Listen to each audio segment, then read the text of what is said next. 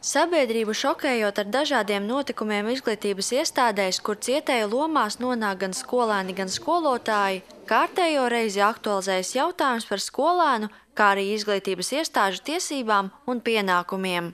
Izglītības iestāžu skolēnu un vecāku savstarpējo problēmu risināšanā aizvien biežāk tiek izmantota dažāda trešo pušu palīdzība.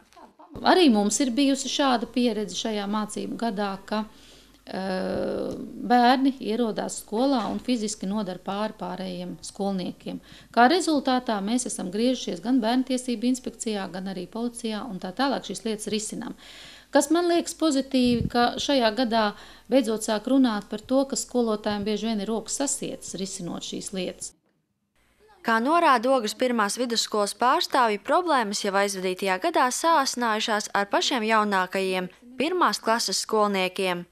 Ir krietni pārprasts, kas ir vecāku tiesības un kas pienākumi, uzsver Tamane.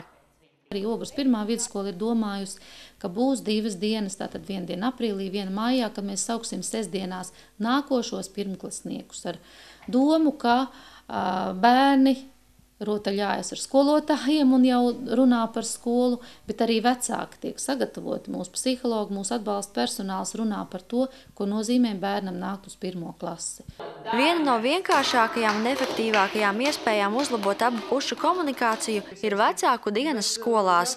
To ietvaros vecākiem tiek dota iespēja apmeklēt stundas, tikties ar skolotājiem, diskutēt par aktuāliem vai sasāpējušiem jautājumiem.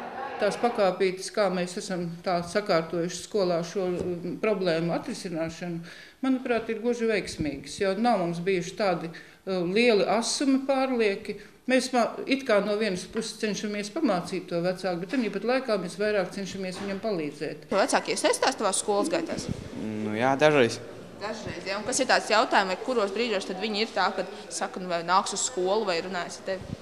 Kad sliktākas atzīmes kļūst, un tad viņi saka, ka nāk uz skolu. Ir nākuši arī kādreiz? Jā, nākuši. Diezgan bieži iesaistas, interesēs par atzīmēm.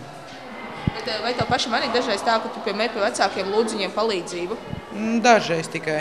Vecāki nāk noteikti vairāk, un man gribās pat teikt tā, ka arvien vairāk, jo tā interese ir lielāka par to, kā būs, kas būs. Jo jāsaka tā, ka viņiem arī jādomā par to, ko tas bērniņš tālāk darīs.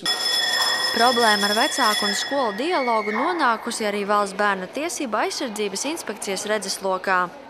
Inspekcijas vadītāja Laila Rieksta-Riekstiņa aicinājusi atbildīgās iestādes izdarīt izmaiņas normatīvajos aktos, lai skolām dotu lielākas iespējas pieņemt lēmumus. Piemēram, kā operatīvi rīkoties, ja klasē parādās bērns agresors. Dāca Stribotska, Zanda Treško, Ogres televīzija.